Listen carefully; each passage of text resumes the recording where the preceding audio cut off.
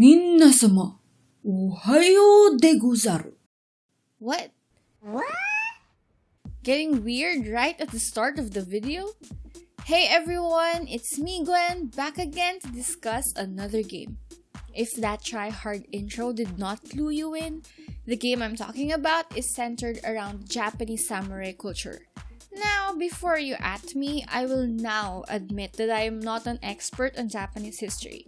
I picked this game because samurais are cool, or at least the romanticization of it. It's been a long time since I've had history lessons, okay? Now, my Japanese history comes from the plentiful Oda Nobunaga anime that Japan mass-produced. The game is Ronin, The Last Samurai, made by Dream Motion Inc., which is a developer that I haven't heard of and surprisingly is not a Japanese company, but instead is headquartered in Korea. It just had its global release last January 2021. The reason I decided to try this game out is the art style of the preview images of the game's store assets. For me, a sucker for Japanese culture, it was really eye-catching. Listen to the sound upon opening the game. Yes! The game is about a samurai looking for his sword while defeating enemies stage by stage. The whole gameplay is a process of trial and error, because each death transports the player back to the start. Dying is also inevitable, as enhancing everything costs gold to do so, which can be mainly acquired by playing. The gameplay is similar to Archero. In fact, the game's economic model is literally the same as Archero, at least back when it was still new. PC players can also feel the familiarity of the gameplay with Hades, another game where the players repeat the same gameplay again and again until the characters advance enough to actually reach the last stage.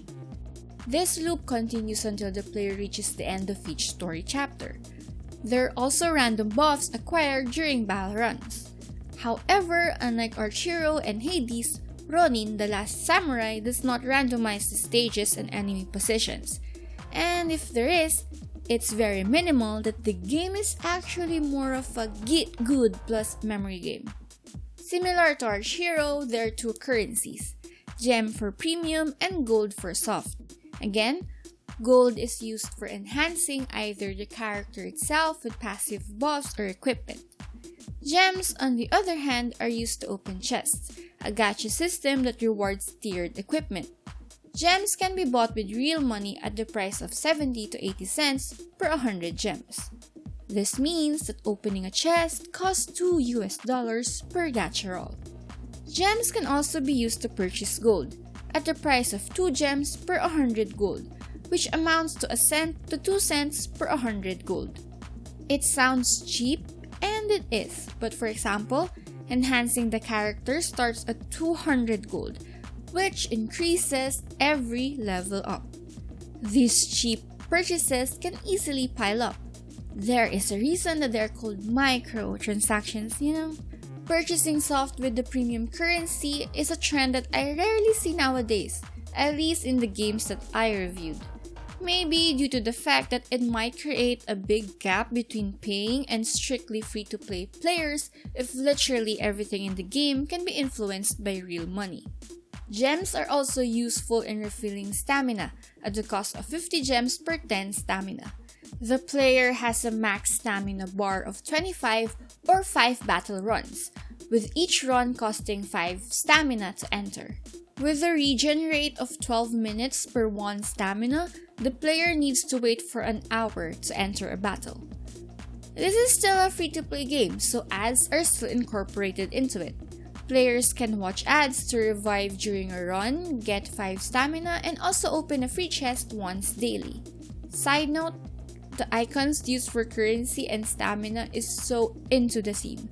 We have a Magatama for the gem, the actual old Japanese yen coin for the gold, and onigiri for stamina. It contributes to the feel of the game, I might say.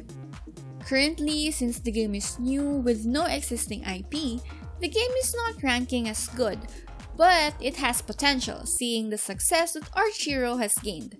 I really enjoyed the game because, have you seen our Archero video? I personally like this type of gameplay, and I have enjoyed playing both Archero and Hades. It is naturally addictive since you just can't wait to try out any enhancements, since progress is easily seen depending on damage output and actual stage progression. This is also a bit different to Arch Heroes since you actually have to manually attack and defend against enemies. Although both games have a pet system for extra buffs, I was able to get a pet cat here in Ronin, and that's it! The game is instantly better. Just look at that cute living being. There is also a parry system for additional damage, and I love it since I feel accomplished whenever I am able to do it. 殿はどこだ? 案ずるな。すぐにあの世で会えるだろう。 It also has a legit Japanese dubbing, and I have heard bad audio from foreign shows, for example. 皆様、おはようでござる. Trust me.